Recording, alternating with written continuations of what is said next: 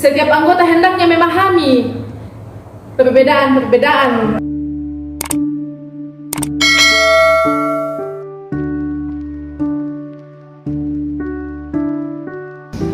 Shalom, kembali lagi dalam Ruang Teologi edisi Senin 4 Juli 2022. Kita akan membaca dan mendengarkan firman Tuhan, tetapi sebelum itu mari kita satu dalam doa, kita berdoa.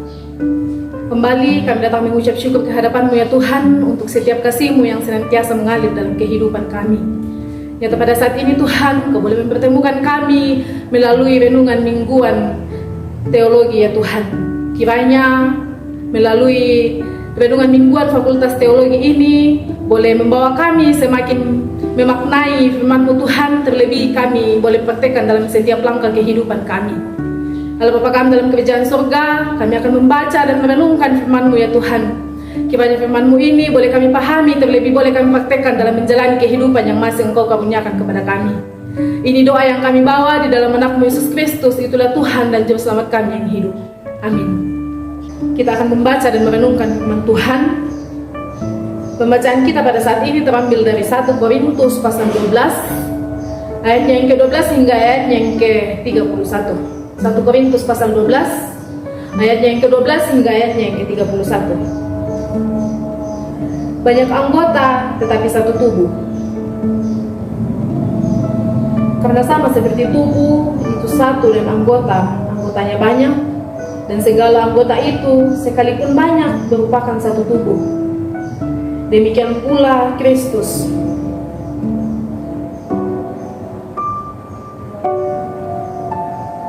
Sebab dalam satu roh kita semua, baik orang Yahudi maupun orang Yunani, baik budak maupun orang merdeka, telah dibaptis menjadi satu tubuh, dan kita semua diberi minum dari satu roh. Karena tubuh juga tidak terdiri dari satu anggota, tetapi atas banyak anggota. Andai kata kaki berkata, karena aku bukan tangan, aku tidak masuk anggota tubuh, jadi benarkah ia tidak masuk anggota tubuh? Dan andai kata telinga berkata, karena aku bukan mata, aku tidak termasuk tubuh, jadi benarkah ia tidak termasuk tubuh? Andai kata tubuh seluruhnya adalah mata, di manakah pendengaran? Andai kata seluruhnya adalah telinga, di manakah penciuman? Tetapi Allah telah memberikan kepada anggota masing-masing secara khusus suatu tempat pada tubuh, seperti yang dikehendakinya.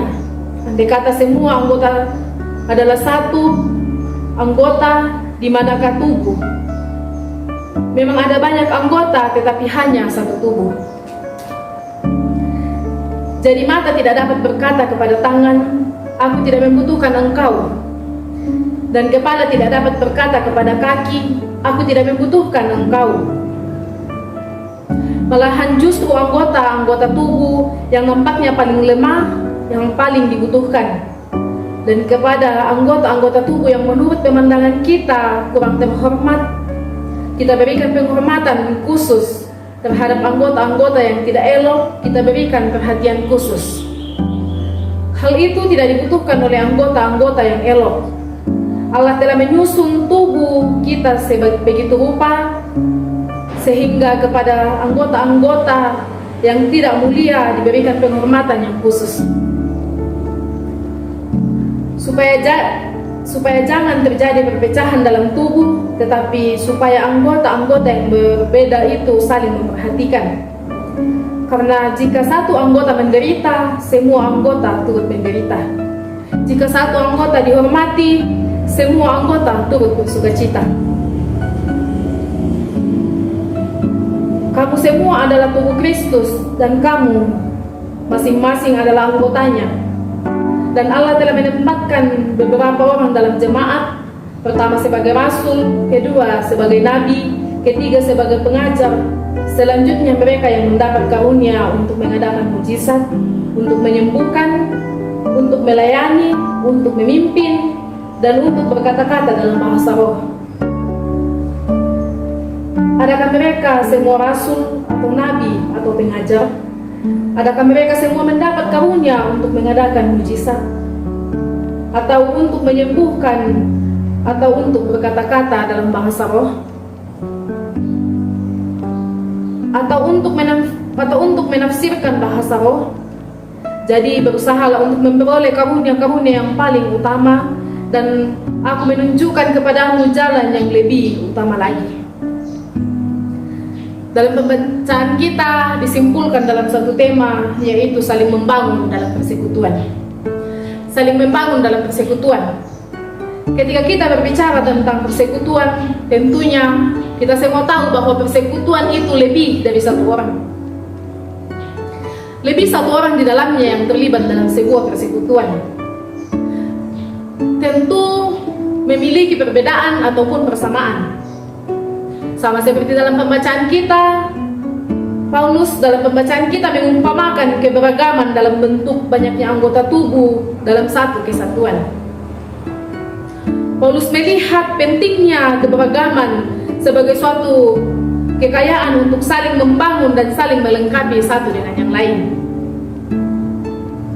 Dalam ayatnya yang ke-25, Paulus menjelaskan bahwa Allah sudah mengatur hubungan antara anggota itu sedemikian rupa dalam tubuh manusia untuk saling melengkapi, untuk saling menolong, untuk saling membantu dan menolong dan memerlukan seorang dengan yang lain.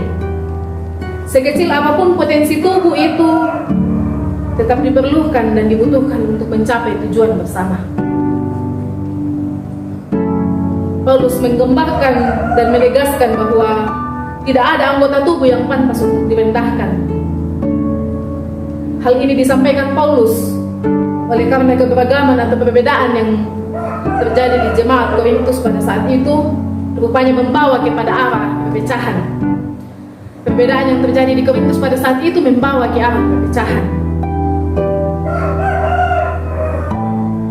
Sehingga Paulus menggambarkan bahwa perbedaan sebagai dasar untuk membentuk kesatuan yang utuh dalam Kristus. Banyak di antara jemaat yang di Korintus pada saat itu merasa bahwa mereka lebih memiliki karunia yang lebih tinggi, memiliki potensi yang lebih tinggi, dan memiliki hak yang lebih tinggi di dalam sebuah persekutuan. Saudara-saudara yang sama-sama dikasihi oleh Tuhan, jadi di sini kita diajak untuk kita mau memahami dalam kehidupan sehari-hari sebagai suatu kesatuan dalam tubuh Kristus. Setiap anggota hendaknya memahami perbedaan-perbedaan yang ada dalam persekutuan, karena perbedaan itu akan tetap ada dalam sebuah persekutuan. Namun keberadaan-perbedaan itu hendaknya saling terkait satu dengan yang lain. Setiap kita yang menjadi anggota dalam sebuah persekutuan dengan Kristus diberikan kesempatan untuk menjalankan peran kita masing-masing.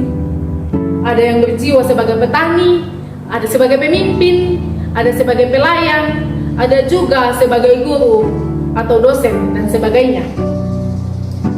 Segala perbedaan terlihat dari segi apapun, dari segi potensi, dari segi manapun terlihat sebuah perbedaan. Tetapi perbedaan ini harusnya kita jadikan sebagai suatu kesatuan dalam sebuah persekutuan, bukan sebagai perpecahan.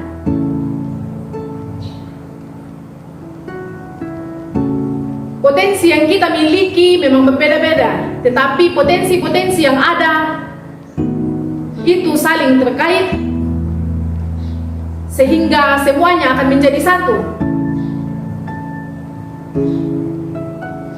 Sama seperti anggota tubuh, semua berbeda-beda, memiliki fungsi yang berbeda-beda, tetapi satu dalam kesatuan. Semua ini diberikan kesempatan yang penting dan berharga untuk bersama-sama dalam pelayanan Kristus.